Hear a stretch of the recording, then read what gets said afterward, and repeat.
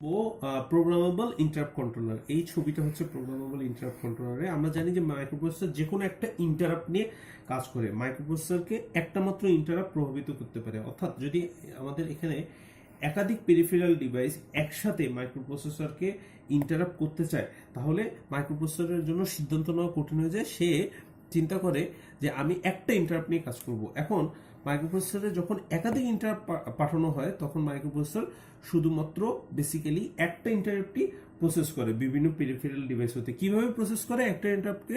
সেটা হচ্ছে 8259A programmable interrupt কন্ট্রোলারের মাধ্যমে। প্রোগ্রামেবল ইন্টারাপ্ট কন্ট্রোলার হচ্ছে এমন একটা ডিভাইস যেটা আমাদের পেরিফেরাল ডিভাইস যখন আমাদেরকে ইন্টারাপ্ট রিকোয়েস্ট পাঠায়, তখন বিভিন্ন ইন্টারাপ্ট রিকোয়েস্টের মধ্যে থেকে যার প্রায়োরিটি সবচেয়ে বেশি তাকে সে সার্ভিস দিয়ে থাকে, অর্থাৎ সেই ইন্টারাপ্টটাই মাইক্রোপ্রসেসরে পাঠায়। এখন উদাহরণস্বরূপ আমি যদি এরকম বলি যে আমি রোল নাম্বার 10-এর সাথে কথা বলতেছি, রোল নাম্বার 10-এর সাথে কথা বলতে বলতে দেখা গেল রোল নাম্বার 1 আমাকে ইন্টারাপ্ট করলো। তাহলে রোল নাম্বার 1-এর থেকে রোল নাম্বার 10-এর থেকে রোল নাম্বার 1-এর প্রায়োরিটি আমার কাছে বেশি। এই জন্য আমি 10-এর কাজটা বন্ধ রেখে রোল নাম্বার 10-এর কাজটা বন্ধ রেখে রোল নাম্বার 1-কে সার্ভ করব। ঠিক তেমনি আমাদের যদি একাধিক ইন্টারাপ্ট একই সাথে কাজ করাইতে হয়, যেমন ধরেন মাইক্রোপ্রসেসরকে পেরিফেরাল ডিভাইস একটা ইন্টারাপ্ট পাঠালো, যে ইন্টারাপ্টটা সে প্রসেস করতেছে, ওই প্রসেস করা অবস্থায় যদি আরেকটা ইন্টারাপ্ট আসে যার প্রায়োরিটি ওই ইন্টারাপ্টের থেকে বেশি, তাহলে তাকে প্রসেস করবে। অর্থাৎ আমি রোল নাম্বার 10-এর সাথে কথা বলতেছিলাম, কিন্তু রোল নাম্বার 10-এর থেকে রোল নাম্বার 1-এর প্রায়োরিটি বেশি, এই জন্য রোল নাম্বার 10-এর কাজ বন্ধ রেখে আমি কি রোল নাম্বার 1-কে প্রসেস করবো। অর্থাৎ যেই যার ইন্টারাপ্টের প্রায়োরিটি বেশি, ঠিক আছে, তাকেই সে প্রসেস করবে প্রায়োরিটি অনুযায়ী। এখন দেখেন এখানে এটা একটা প্রোগ্রামেবল ইন্টারাপ্ট কন্ট্রোলার। এখানে মেইনলি 8টা ইউনিট আছে, ঠিক আছে। প্রথম ইউনিটটা হচ্ছে কন্ট্রোল লজিক। কন্ট্রোল লজিক এইটা, ঠিক আছে। তারপর হচ্ছে রিড রাইট লজিক, তারপর হচ্ছে ডেটাবাস বাফার, তারপর হচ্ছে 3টা register, in service register, interrupt request register, interrupt mask register, তারপর আছে প্রায়োরিটি রিজলভার। এখানে একটা বাইডাইরেকশনাল চিহ্ন হবে, প্রায়োরিটি রিজলভার, এবং last but not the least হচ্ছে ক্যাসকেড বাফার। আসুন দেখি এগুলো কিভাবে কাজ করে। প্রথম হচ্ছে কন্ট্রোল লজিক, ঠিক আছে। কন্ট্রোল লজিকে 2টা পিন থাকে, একটা হচ্ছে ইন্টারাপ্ট পিন আর একটা হচ্ছে ইন্টারাপ্ট অ্যাকনলেজ পিন। ইন্টারাপ্ট পিনটা মাইক্রোপ্রসেসরে ইন্টারাপ্ট রিকোয়েস্ট পিনের সাথে সংযুক্ত থাকে, এবং ইন্টারাপ্ট অ্যাকনলেজমেন্টটা মাইক্রোপ্রসেসরের ইন্টারাপ্ট অ্যাকনলেজমেন্ট পিনের সাথে সংযুক্ত থাকে। অর্থাৎ যখনই একটা ভ্যালিড ইন্টারাপ্ট হয়, তখনই এই ইন্টারাপ্ট পিনটা হাই হয়। অর্থাৎ যখনই ইন্টারাপ্ট রিকোয়েস্ট পাঠানো হয়, তখনই কি হয়, ইন্টারাপ্টটা হাই হয়।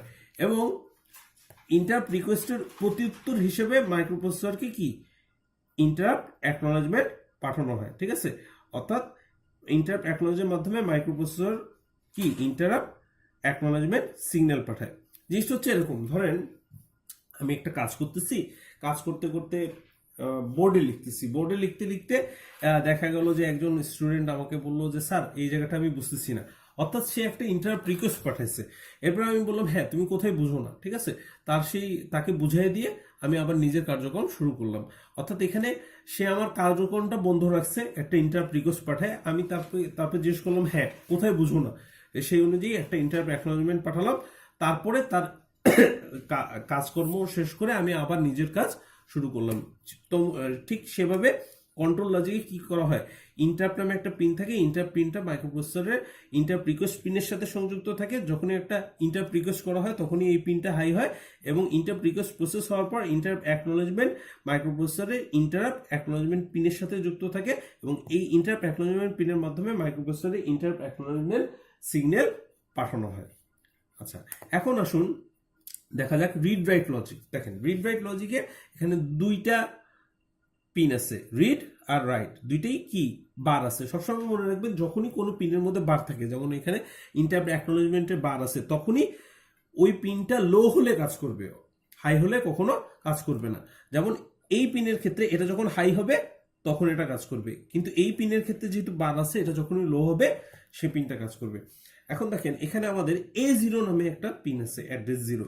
এই A0 এর মান যখন 0 হবে, A0 এর মান যখন 0 হবে, শুধুমাত্র এই ক্ষেত্রে A0 এর মান যখন 0 হবে, শুধুমাত্র এই ক্ষেত্রে আমাদের রিড এবং রাইট এর মধ্যে যে কোনো একটা কাজ করবে। অর্থাৎ A0টা যখন আমাদের 0 হবে, তখন এখানে চিপ সিলেক্ট নামে আরেকটা পিন আছে, সেই পিনটার মাধ্যমে এই চিপটা সিলেক্ট হবে, অর্থাৎ রিড অর রাইট লজিকটা সিলেক্ট হবে, অর্থাৎ এই চিপটা সিলেক্ট হবে এবং রিড অথবা রাইটের মধ্যে যে কোনো একটা জিনিস কাজ করবে। সবসময় আপনারা মনে রাখবেন যে রিড এবং রাইট একসাথে কখনো কাজ করবে না, হয় রিড কাজ করবে না হলে রাইট কাজ করবে।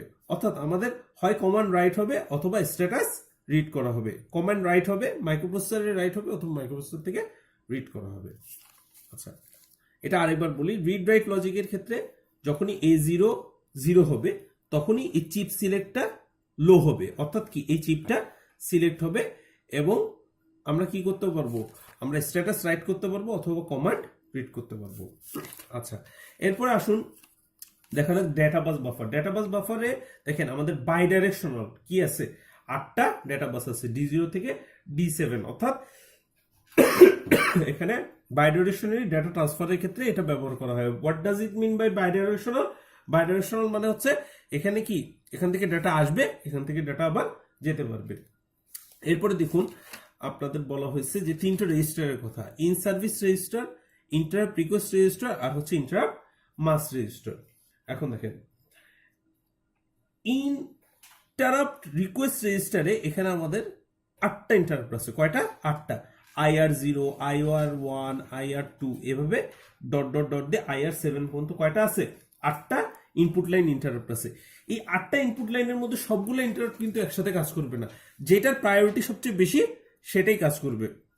ঠিক আছে, এদের মাধ্যমে কি করা হয়, এদের মাধ্যমে IO ডিভাইস থেকে চিপটিতে ইন্টারাপ্ট রিকোয়েস্ট সিগন্যাল পাঠানো হয়। অর্থাৎ যখনই এই লাইনগুলোতে হাই সিগন্যাল আসে, যে কোনো একটাতে হাই সিগন্যাল আসে, তখন এই রেজিস্টারের মধ্যে ইন্টারাপ্ট রিকোয়েস্ট স্টোর হয়। ঠিক আছে, IR0 মানে ইন্টারাপ্ট রিকোয়েস্ট, অর্থাৎ যে কোনো একটা লাইন যদি আমাদের হাই হয় তখন ইন্টারাপ্ট রিকোয়েস্টটা কোথায় স্টোর হবে? ইন্টারাপ্ট রিকোয়েস্ট রেজিস্টারে স্টোর হবে। এরপরে ইন্টারাপ্ট রিকোয়েস্ট রেজিস্টারে ধরেন একাধিক ইন্টারাপ্ট পাঠাইছে রিকোয়েস্ট, প্রায়োরিটি রিজলভার কি করবে, সে যার প্রায়োরিটি বেশি তাকে অগ্রাধিকার দিবে। অর্থাৎ ধরেন IR0 এবং IR7 এর মধ্যে IR7 এর প্রায়োরিটি বেশি, তাহলে IR7 কে কি সে কন্ট্রোলটা প্রদান করবে, অর্থাৎ IR7টাই এই ক্ষেত্রে কাজ করবে। আচ্ছা, ইন সার্ভিস রেজিস্টারের কাজ কি? ইন সার্ভিস রেজিস্টারের মাধ্যমে বর্তমানে কার্যকরী ইন্টারাপ্টের লেভেলকে স্টোর করা হয়, অর্থাৎ কি টাইপের লেভেলে ইন্টারাপ্টটা কাজ করতেছে সেটা স্টোর করা হয়। Excuse me. এরপরে দেওয়া আছে ইন্টারাপ্ট মাস্ক রেজিস্টার। এই ইন্টারাপ্ট মাস্ক রেজিস্টারের মাধ্যমে ইন্টারাপ্টের আমাদের যে মাস্কিং বিট সমূহ সেগুলা স্টোর করা হয়। আচ্ছা, এখন আমরা দেখতে যাচ্ছি এই ক্যাসকেড লাইন। এখানে 3টা ক্যাসকেড লাইন আছে, এই 3টে পিনকে ক্যাসকেড পিন বলা হয়। এদের মাধ্যমে যদি আমাদের একাধিক 8259A প্রোগ্রামেবল ইন্টারাপ্ট কন্ট্রোলার থাকে, তাদেরকে সংযোগ দেওয়ার জন্য এই পিনগুলা ব্যবহার করা হয়। যখন আমাদের একাধিক প্রোগ্রামেবল ইন্টারাপ্ট কন্ট্রোলার থাকে তখন এই পিনগুলা আমাদের ব্যবহার করা হয়। এরপরে দেখেন আমাদের 2টা পিন আছে, SP আর EN। এসপিতে বলা হয় স্ল্যাব প্রোগ্রাম আর EN হচ্ছে এনেবল। অর্থাৎ ক্যাসকেডিং এর সময় আমাদের কিছু প্রোগ্রামিং করতে হয়, অর্থাৎ যখন একাধিক প্রোগ্রামেবল ইন্টারাপ্ট কন্ট্রোলার যুক্ত হবে তখন আমাদের কিছু প্রোগ্রামিং করতে হয়। এই প্রোগ্রামিং করার জন্য আমাদের স্ল্যাব প্রোগ্রামটা ব্যবহার করা হয় এবং আমাদের বাফারকে এনেবল করার জন্য এই পিনটা ব্যবহার করা হয়। অর্থাৎ এখানে 2টা আসলে ভিন্ন ভিন্নভাবে হবে, স্ল্যাব প্রোগ্রামে বার হবে আর এনেবলে বার হবে। এরপরে দেখেন আমাদের 2টা পিন আছে, আরো 2টা পিন, সেটা হচ্ছে VCC আর গ্রাউন্ড পিন। কাজ কি? এর 1 নম্বর কাজ হচ্ছে বিভিন্ন পেরিফেরাল ডিভাইস থেকে সে ইন্টারাপ্ট রিকোয়েস্ট নিবে এবং ইন্টারাপ্ট অ্যাকনলেজমেন্ট পাঠাবে।